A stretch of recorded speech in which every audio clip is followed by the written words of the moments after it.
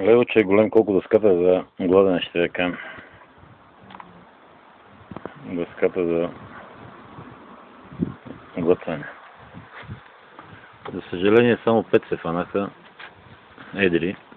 Има и няколко древосъци. Ама аз дребни не съм ловил, защото не тия едрите, къде ги гледаш.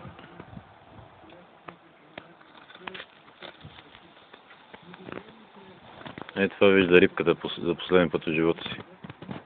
Рибето е това вижда. С дребните не ми се разправяше, защото лових само е такива.